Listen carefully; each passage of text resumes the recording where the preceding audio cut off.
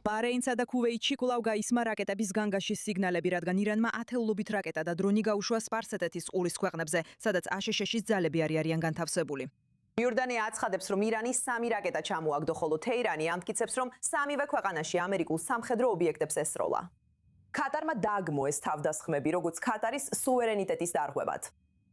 დამატებითი ინფორმაციისთვის ახლა შემოგვიერთდა აჰმედ ქუზაი, პოლიტიკური კონსულტანტი ქუზაი ასოციაციიდან, რომელიც ბაჰრეინიდან გვერდება. აჰმედ, ძალიან გვიხარია, რომ დღეს i24 News English-ზე ჩვენთან ხართ. ირანის გზავნილი უცვლელია. რეჟიმი ამტკიცებს, რომ მიზანში იღებს აშშ-ს ბაზებს და არა სპარსეთის ყურის ქვეყნებს. მაგრამ როდესაც ის რამდენჯერმე ისვრის ბაჰრეინში, ქუვეითში, ამ განსხვავებას აღიარებენ მთავრობები ან საზოგადოება იქ, სადაც თქვენ ხართ.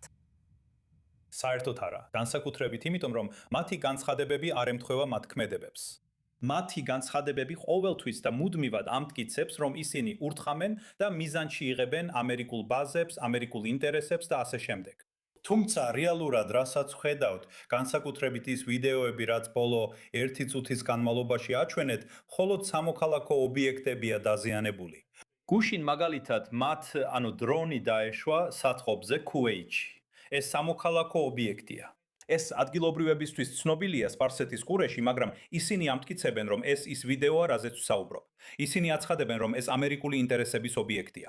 რაც ახლა ხდება, ისინი ესკალაციას ახდენენ. რაც ყოველთვის ასე იყო, როცა ამერიკის შეერთებული შტატები ან თუნდაც ისრაელი ირანის წინააღმდეგ მოქმედებდა. როგორც კი ესკალაცია იწყება, ღამით ვხედავთ ირანელების sapasukho დარტყმას და ესკალაცია გრძელდება. ამიტომ იმის გათვალისწინებით, რაც დღეს ირანში ხდება, ველით რომ ეს ღამე ჩვენთვის მარტივი არ იქნება. სწორედ ამ ესკალაციასთან დაკავშირებით გავრცელდა ინფორმაცია, რომ ირანმა ბაჰრეინზე ბოლო თავდასხმებისას კასეტური ქობინი გამოიყენა.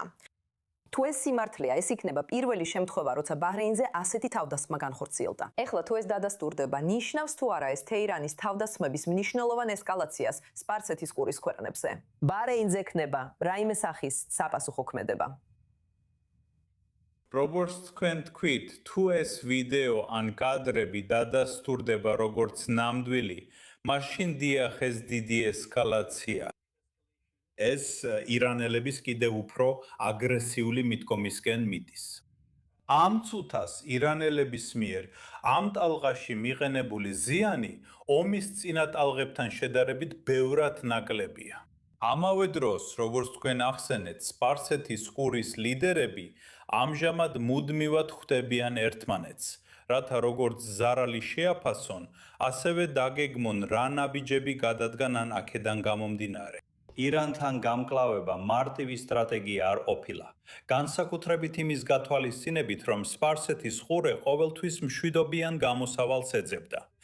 თუმცა იმის გათვალისწინებით, რაც ახლა ხდება, მე არ ვფიქრობ, რომ ეს გამოსავალია და არ მგონია სპარსეთის ყურე დიდხანს ჩუმად დარჩეს. დას გულისხმობთ ამაში, იმიტომ რომ 40 დღიანი ომის განმავლობაში ძირითადად ხედავდით, რომ სპარსეთის ყურე ჩუმად იყო. რა არის ამ მომენტში განსხვავებული იმ წარსული 40 დღისგან?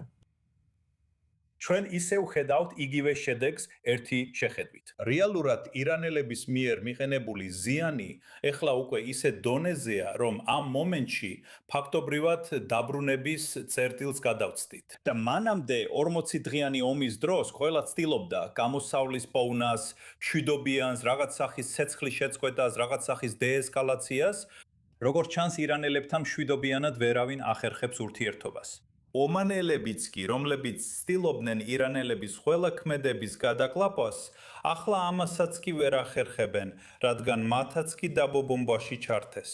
ამჯერად განსხვავებულია თუ ისრაელი არ არის ჩართული, რადგან ისრაელი ჯერჯერობით არც ერთ თავდასხმას არ აწკდება. ირანი ყურადღებას ამ ქვეყნებზე, ამ ყურის ქვეყნებზე ამახვილებს.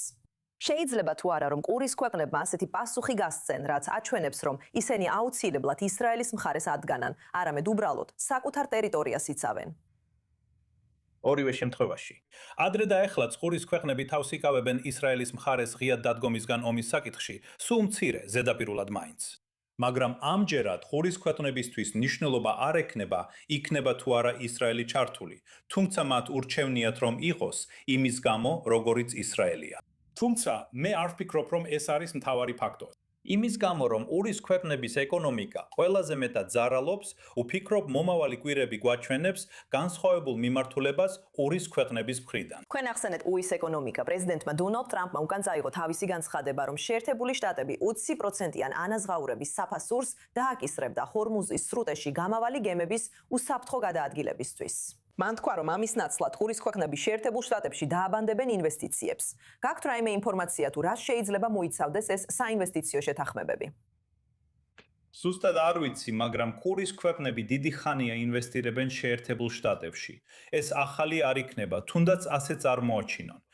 რაც შეეხება გადასახადებს, რომლის დაწესებასაც ისპასაც ის ცდილობდა, ისინი საერთაშორისო კანონებისა და 1982 წლის საზღვაო სამართლის კონვენციის მიხედვით არალეგალურია. არც შეერთებულ შტატებს, არც ომანს და არც ირანს არ აქვთ კანონიერი უფლება სრუტის დახურვაზე. მათ არ შეუძლიათ დააწესონ რაიმე გადასახადი ან სატრანზიტო მოსაკრებელი. აჰმედ ქუზაი, რომელიც ბარეინიდან გვერდდება, ყოველთვის სასიამოვნოა თქვენი ყოფნა ჩვენთან i24 News English-ზე. დიდი მადლობა.